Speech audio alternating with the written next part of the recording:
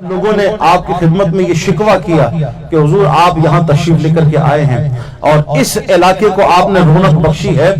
7 آتش پرست ہیں جنہوں نے لوگوں کے عقیدوں کو کمزور کرنا شروع کر دیا اور کمزور عقیدے کے مسلمان ان کی ریاضتوں کو دیکھ کر، ان کے مجاہدوں کو دیکھ کر، ان کی شعبے بازیوں کو دیکھ کر کے وہ متاثر ہو جاتے ہیں، ان کے قریب آتے ہیں. ہجوم لگا ہوا ہے. وہ آتش پرست ہیں جو آگ کی پوجا کرنے والے ہیں. آتش پرست کہتے ہیں بیسیکلی آگ کی پوجا کرنے والے جو آگ کو اپنا خدا سمجھتے ہیں. لوگوں نے ہاتھ جوڑ کر کے خواجہ غریب نواز علیہ رحمت سے عرض کی کہ خدا کے واسطے حضور ہمیں اس فتنے سے نجات دلائیے.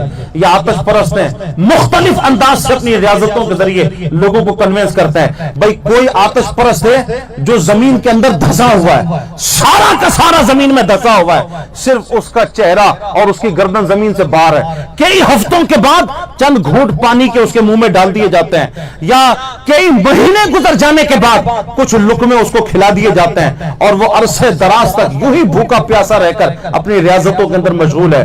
کوئی آتش پرست ہے جناب والا وہ الٹا زمین کے اندر گھسا ہوا ہے، صرف ٹخنے اور پاؤں کے پنجے اس کے زمین سے باہر ہیں. لوگ حیران ہیں کیسا حبس دم کا یہ ماہر ہے کہ بغیر کچھ کھائے پیے ایک عرصے دراز سے الٹا زمین کے اندر دھسا ہوا ہے، بڑے فن کا ماہر ہے. سو وہ آتش پرست مختلف شعبے بازیوں کے ذریعے لوگوں کے ایمانوں کو متزلزل کر رہے تھے. لوگوں نے درخواست کی کہ حضور کچھ کرم فرمائیے اور اس مصیبت سے ہمیں ابھی جان چھڑائیے. میں نے عرض کی کہ اللہ والوں کا انداز تبلیغ اور لوگوں سے بالکل مختلف ہوتا ہے. خواجہ غریب نواز علیہ رحمہ اپنی جگہ سے کھڑے ہوئے اور آپ چل پڑے. کہا کس دریا کے کنارے بیٹھے ہیں مجھے وہاں لے چلو. لوگوں کا جم غفیر پیچھے تھا، خواجہ صاحب آگے. جب دریا کے قریب پہنچتے ہیں یہ آتش پرستوں کی جو جماعت تھی، آتش پرستوں کی جو ٹولی تھی 7 افراد کی، جب انہوں نے دیکھا کہ درویشوں کی جماعت آ رہی ہے جو آگ بھڑک رہی تھی، فوراً اس کے قریب آ کر کے بیٹھے اور اپنے منتر شنتر جو ان کو پڑھنے تھے وہ انہوں نے پڑھنے شروع کر دیے. خواجہ غریب نواز علیہ رحمہ قریب پہنچے اور مسکرا کر کے ان کو دیکھا، میاں کیا کر رہے ہو؟ یہ جو منتر شتر اگڑم بگڑم شگڑم پڑھ رہے ہو یہ تم کیا کر رہے ہو؟ کہنے لگے کہ حضرت ہم عبادت کر رہے ہیں اپنے خدا کی. خواجہ غریب نواز علیہ نے فرمایا خدا ہے کہاں جس کی تم عبادت؟ کہا یہ آگ ہے نا ہمارا خدا، ہم اس کی پرستش کر رہے ہیں. خواجہ غریب نواز علیہ رحمہ نے فرمایا اس میں خدا بننے والی اہلیت ہے کون سی؟ ایسی کون سی خاصیت ہے جس کی وجہ سے تم اسے خدا کہتے ہو؟ کہنے لگے کہ حضرت آپ نے دیکھا نہیں کہ یہ آگ اتنی مضبوط ہے، اتنی طاقتور ہے کہ ہر چیز کو جلا کر کے بھسم کر دیتی ہے، ہر چیز کو جلا کر ختم کر دیتی ہے. یہ اتنی پاورفل ہے، یہ اتنی مضبوط ہے، کوئی چیز بھی سامنے ٹھہر نہیں سکتی، جو ڈالو جل کر بھسم ہو جائے. سو جو اتنا طاقتور ہو وہی تو خدا ہوتا ہے. خواجہ غریب نواز رحمت اللہ تعالی نے مسکرائے اور آپ نے ارشاد فرمایا کہ تم جس دریا کے کنارے یہ آگ جلا کر کے کہتے ہو کہ یہ آگ بہت طاقتور ہے، ہر چیز کو جلا کر بھسم کر دیتی ہے، میاں ذرا یہ بتاؤ کہ اگر یہ دریا کا پانی اس آگ پر آ جائے تو تمہارا خدا اپنا وجود باقی رکھے گا؟ سو تم کیا آگ کو چھوڑ کر پانی کی عبادت کرو گے؟ تم پانی کو خدا سمجھو گے؟ ایک بڈھا آتش پرست اپنی جگہ سے کھڑا ہوگا اور اپنی جھیم مٹا کر کے کہنے لگا حضرت بات دراصل یہ ہے کہ آپ ٹھیک کہہ رہے ہیں، پانی آگ سے زیادہ طاقتور ہے، لیکن جو آگ کا عذاب ہے وہ ہر ایک عذاب سے زیادہ شدید ہے. لوگ پانی میں ڈوب کے بھی مرتے ہیں، آگ میں جل کے بھی مرتے ہیں، اور انداز سے بھی مرتے ہیں، لیکن اور انداز سے جو جناب والا مرتے ہیں وہ اذیت اتنی شدید نہیں ہوتی جتنی آگ میں جل کر اذیت زیادہ ہوتی ہے. آگ میں جلنے والے کو تکلیف زیادہ ہوتی ہے. ہم اس آگ کی عبادت کرتے ہیں تاکہ آگ کے شر سے بچ جائیں، آگ کی تکلیف سے بچ جائیں، یہ آگ ہم سے راضی ہو جائے اور یہ اپنی جناب والا جو اس کا شر ہے ہم اس سے محفوظ ہو جائیں. حضور خواجہ غریب نواز علیہ نے فرمایا کتنے عرصے سے ریاضت کر رہے ہو، کتنے عرصے سے آگ کی عبادت کر؟ کسی کو 70 سال، کسی کو 80 سال، کوئی اتنے سال سے عبادت کرنے لگا. حضور خواجہ غریب نواز نے فرمایا اب تو تمہیں یقین ہو گیا ہوگا کہ تم نے اپنے خدا کو راضی کر لیا. کہا حضور یقین ہے جبھی تو عبادت کر رہے ہیں، بغیر یقین کی عبادت کیسے کر سکتے ہیں؟ خواجہ غریب نواز علیہ السلام نے فرمایا تو جو اتنے سالوں سے تم اپنے خدا کو راضی کرنے کی کوشش کر رہے ہو اب تو میاں وہ راضی ہو چکا ہو گیا نا، ذرا دیکھو تمہارا خدا تم سے راضی ہوا یا نہیں. ذرا آگ کے اندر جا کر کے دیکھو وہ تمہیں تکلیف پہنچاتی ہے یا نہیں پہنچاتی، تمہیں جلاتی ہے یا نہیں جلاتی. وہ آتش پرست جھیپ گئے. یہ دوستوں ایک عقلی دلیل تھی جو خواجہ غریب نواز علیہ السلام نے جتنا جم غفیر وہاں پہ موجود تھا सबकी अक्लों को कन्विंस करने के लिए, ताकि लोग अकल से सोचें इस बात को कि तुम समझते जो ताकतवर है, जो कवि है, वो खुदा बन जाएगा, उसके शर से महफूज रहेंगे। अकली तौर पर ख्वाजा गरीब नवाज अलैहि रहमा उस कौम को कन्विंस करने की कोशिश कर रहे थे। उस आतिश परस्त ने कहा कि हजरत इस आग का काम तो जलाना है, अभी हम उस मकाम पे पहुंचे नहीं कि इस आग के शर से महफूज हो जाए। ख्वाजा गरीब नवाज अलैहि रहमा ने फरमाया तुम सारी जिंदगी भी लगा दो, इस आग के शर से नहीं महफूज रख सकते, क्योंकि खल्लाक आलम ने जिस आग को पैदा किया है उस आग की फितरत में जलाना रखा है। जब तक उस रब को राजी नहीं करोगे इस आग के शर से नहीं बच सकते। माबूद बरहक पे ईमान नहीं लाओगे इस आग के शर से नहीं बच सकते। अब ये जो बुढ़ा आतिश परस्त था, इसको मौका मिल गया, कहने लगा आपने हमें तो कह दिया कि आप अपने इम्तिहान लो और आग के अंदर जाकर के जरा देखो ये आग तुम्हें नुकसान। आप जिस माबूद की बात करते हो, आप जिस रब की इबादत की बात करते हो और आप जिस रब पर ईमान लाने की दावत देते हो, आप तो इतने अरसे से उनकी इबादत कर रहे हो, आपने तो अपने रब को राजी किया होगा। जरा जो इम्तिहान आप हमारा ले रहे थे, जरा आप इस आग में जाकर के दिखाएं आपको ये आग नुकसान पहुंचाती है या नहीं पहुंचाती।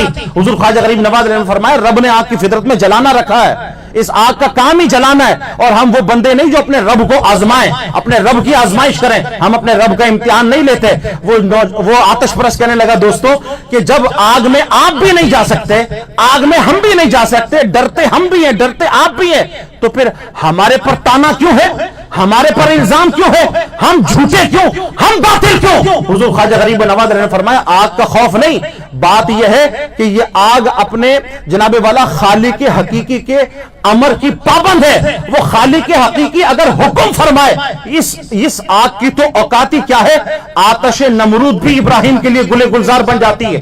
रब अगर हुक्म फरमाए तो हुजूर ख्वाजा गरीब नवाज अलैहि रहमा को जब आतिश परस्त ने ललकारते हुए झेप मिठाने के लिए और लोगों की अक्लों में धूल झोंकने के लिए जब उसने ये कहा कि अगर आप सच हैं, आप हक पर हैं, तो जरा आप आग में जाकर के दिखाएं। ख्वाजा गरीब नवाज अलैहि रहमा वहां से पलटे वापस आने के लिए, लोगों से कहा कि हम हुज्जत तमाम कर चुके, जितना समझाना था समझा चुके, बस अब इनकी जनाबे वाला अगर तकदीर के अंदर ईमान नहीं तो हम कुछ नहीं कर सकते। वापस पलटने लगे। लोगों ने कहा हुजूर आप तो वापस चले जाएंगे, लेकिन जो कमजोर अकीदे के मुसलमान हैं उनका तो सारा ईमान, सारा अकीदा इस आग के अंदर जल करके भस्म हो जाएगा। खुदा के लिए इस फितने से नजात दिलाइए। जब लोग गिड़गिड़ाने लगे, इल्तिजा करने लगे, अब अल्लाह का ये दुर्वेश अपने मकाम से खड़ा हुआ और जनाबे वाला चलते हुए अपने पैरों से चप्पलों को जुदा किया और चलते हुए आग के किनारे पर तशरीफ लेकर के आए। और फिर न जाने क्या सोचते हुए ख्वाजा गरीब नवाज अलैहि रहमा आग के पास ठहर गए। आतिश परस्त कहने लगे देखा डर गए ना, डर गए। हुजूर ख्वाजा गरीब नवाज अलैहि रहमा जो अपने पैरों से चप्पलों को जुदा कर चुके थे,